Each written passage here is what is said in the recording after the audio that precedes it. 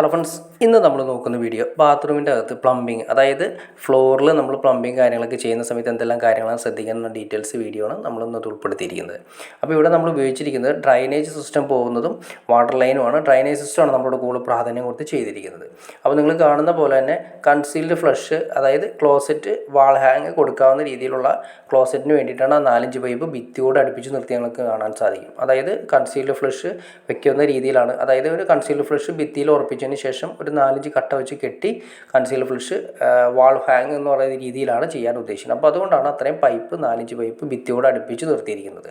നിങ്ങൾക്ക് കാണാൻ സാധിക്കുന്നുണ്ടോ നേരെ. അപ്പോൾ അത്രയും ഏരിയ വരുന്നത്. പിന്നെ 2 ട്രാപ്പ് കൂടി കൊടുത്തിട്ടുണ്ട്. ട്രാപ്പ് എന്ന് വെച്ചാൽ കുളിക്കുന്ന വെള്ളം പോകുന്ന ഏരിയ, അതിൻ്റെ തൊട്ടപ്പുറത്ത് തന്നെ നമ്മൾ ഡ്രൈനേജ്, അതായത് ബാത്റൂമിൻ്റെ ഏരിയ എന്ന് 2 സെക്ഷനായിട്ട് തിരിക്കുമ്പോൾ ഒരു വെറ്റ് ഏരിയ, ഡ്രൈ ഏരിയ ഉണ്ട്. അപ്പോൾ അങ്ങനെ തിരിക്കുന്ന സമയത്ത് അതിൽ രണ്ടിലും വെള്ളം പോകാൻ വേണ്ടിയിട്ട് നമ്മൾ കൊടുത്തിരിക്കുന്നതാണ് 2 ട്രാപ്പ് കൊടുത്തിട്ടുണ്ട്. ആ 2 ട്രാപ്പ് കൂടി ഒന്നിച്ച് ലിങ്ക് ചെയ്ത് പുറത്തേക്ക് പോയിട്ടുണ്ട്. ആ ഒരു ട്രാപ്പിൽ നിങ്ങൾക്ക് ഒരു 1 ഇഞ്ച് പൈപ്പ് അല്ലെങ്കിൽ 1/4 ഇഞ്ച് പൈപ്പ് കാണാൻ സാധിക്കും. ആ ഒരു പൈപ്പ് നമ്മൾ കൊടുത്തിരിക്കുന്നത് ആ റൂമിൻ്റെ അറ്റാച്ച്ഡ് ബാത്റൂമാണല്ലോ വരുന്നത്. അപ്പോൾ ആ റൂമിൻ്റെ AC-യുടെ ഔട്ട് പോകുന്ന, AC-യിൽ നിന്നും ഫുൾ AC വർക്ക് ചെയ്യുന്ന സമയത്ത് അതിലൂടെ വെള്ളം വരുന്നത് നിങ്ങൾക്ക് കാണാൻ സാധിക്കും. അപ്പോൾ ആ വെള്ളം പുറത്തേക്ക് പോകാൻ വേണ്ടിയിട്ട് നമ്മൾ ട്രാപ്പിലേക്കാണ് കണക്ട് ചെയ്തിരിക്കുന്നത്. ഇപ്പോൾ UAE പോലുള്ള സ്ഥലങ്ങളിൽ ഇങ്ങനെയാണ് ഒരു സിസ്റ്റം ചെയ്തിരിക്കുന്നത്. നിങ്ങൾക്ക് കാണാൻ, നിങ്ങൾക്ക് പരിചയമുണ്ടെങ്കിൽ നിങ്ങൾക്ക് അറിയാൻ സാധിക്കും. അപ്പോൾ ഈ പറയുന്ന ഒരു 1/4 ഇഞ്ച് പൈപ്പ് നേരെ ആ ട്രാപ്പിലേക്ക് കണക്ട് ചെയ്ത് പൊക്കി നിർത്തിയിരിക്കുകയാണ് ചെയ്തിരിക്കുന്നത്. അപ്പോൾ നമ്മൾ AC കാര്യങ്ങൾ വയ്ക്കുമ്പോൾ AC-യുടെ ഔട്ട് വരുന്ന ആ ചെറിയ തുള്ളിയായിട്ടായിരിക്കും ഔട്ട് വരുന്നത്. ആ വെള്ളം നേരെ ഈ ട്രാപ്പിലേക്ക് കണക്ട് ചെയ്ത് പോകും. അപ്പോൾ നമുക്ക് AC-യുടെ ഏരിയയിൽ നിന്ന് വരുന്ന വെള്ളം ഓപ്പൺ ഏരിയയിൽ വന്ന് വീഴുന്ന ഒരു എഫക്റ്റ് ഉണ്ടാവില്ല.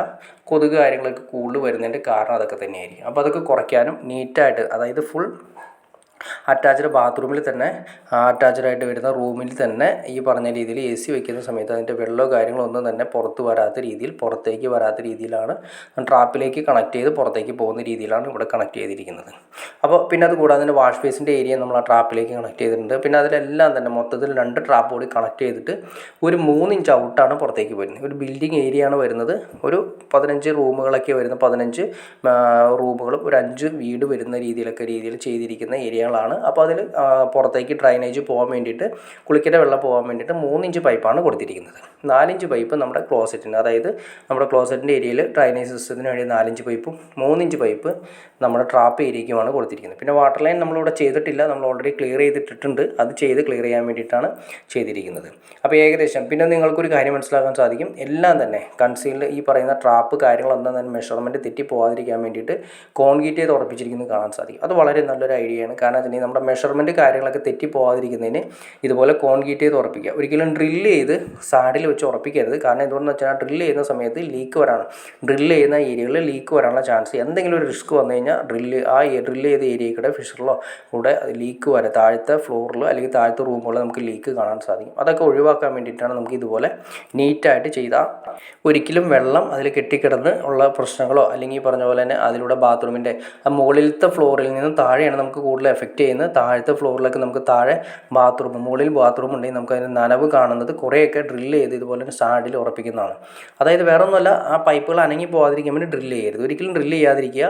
ഇതുപോലെ കോൺക്രീറ്റിൽ ഓരോ ഏരിയയും ഉറപ്പിച്ചിട്ടുണ്ടെങ്കിൽ ഒരിക്കലും മെഷർമെൻറ്റ് വ്യത്യാസം വരില്ല. അപ്പോൾ ബാത്റൂം കോൺക്രീറ്റ് ചെയ്യുന്ന സമയത്ത് ഒരു മെഷർമെൻറ്റ് വ്യത്യാസം വരാതെ നീറ്റായിട്ട് ചെയ്തെടുക്കാനും സാധിക്കും. അപ്പോൾ ഓക്കെ ഫ്രണ്ട്സ്, നിങ്ങൾക്ക് വീഡിയോ ഇഷ്ടപ്പെടുന്നു വിചാരിക്കുന്നു. ഇനി എന്തെങ്കിലും ഡൗട്ട്സോ കാര്യങ്ങളോ ഉണ്ടെങ്കിൽ തീർച്ചയായിട്ടും കമൻറ്റ് ചെയ്യാൻ മടിക്കരുത്, ഷെയർ ചെയ്യാൻ മടിക്കരുത്, ചാനലൊന്നും സബ്സ്ക്രൈബ് ചെയ്യാൻ മടിക്കരുത്. എന്തുകൊണ്ടാണെന്ന് വെച്ചാൽ ഇത് നമുക്കിതുപോലുള്ള ഇൻഫർമേറ്റീവായ വീഡിയോസ് ചെയ്യാനൊരു ഇൻസ്പിറേഷൻ ലഭിക്കുന്നത്. തീർച്ചയായിട്ടും ചാനൽ ഒന്ന് ലൈക്ക് ചെയ്തേക്കുക, സബ്സ്ക്രൈബ് കൂടി ചെയ്തേക്കാം. ഓക്കെ ഫ്രണ്ട്സ്, അടുത്ത വീഡിയോയിൽ കാണുന്നവരെ ഓക്കെ.